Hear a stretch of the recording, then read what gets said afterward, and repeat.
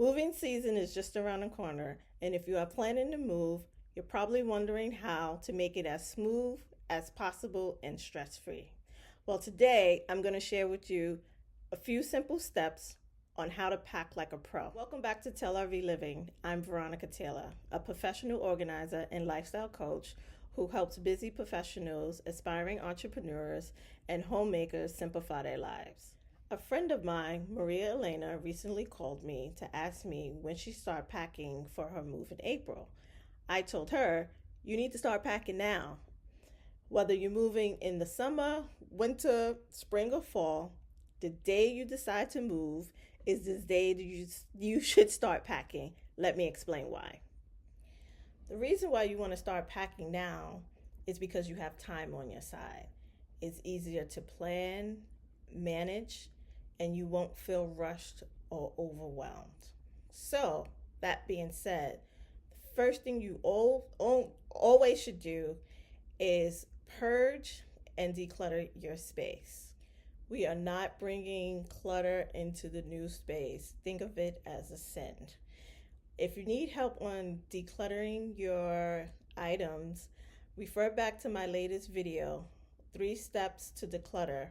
I'll link it below in the comments. Now that you have decluttered and purged your home, the next step is something that I call backward packing.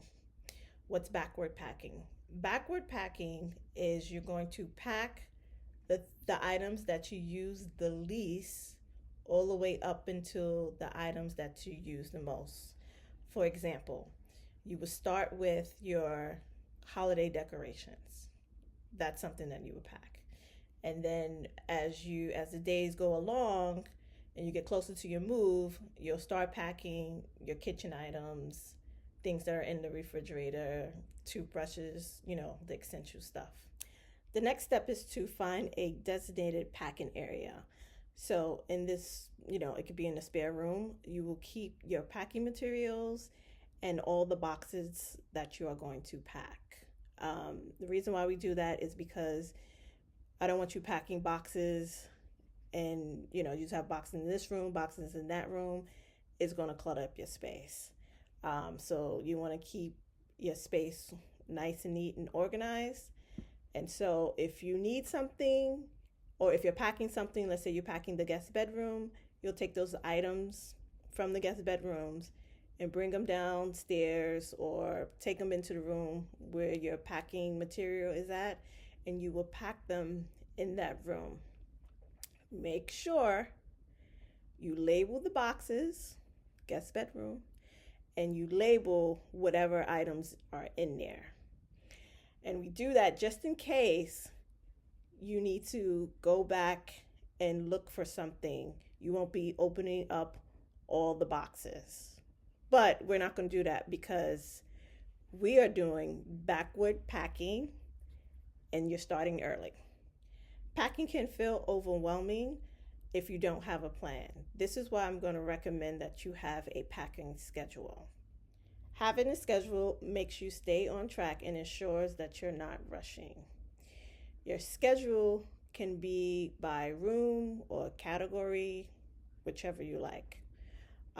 So for example, you could write out week 1, I'm going to pack the basement, or it might take 2 weeks to pack the basement.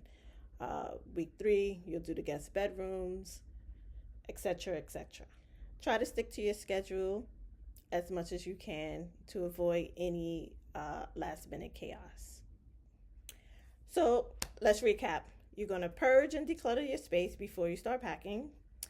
You're going to use the backward packing to prioritize the items you use the least to the items you use the most. You're going to create a designated area to do your packing so you can stay organized. And you're going to make a packaging schedule to avoid last minute chaos. What's your biggest challenge when it comes to moving? Let me know in the comments. Also, don't forget to download my step-by-step guide to packing for a move without the stress.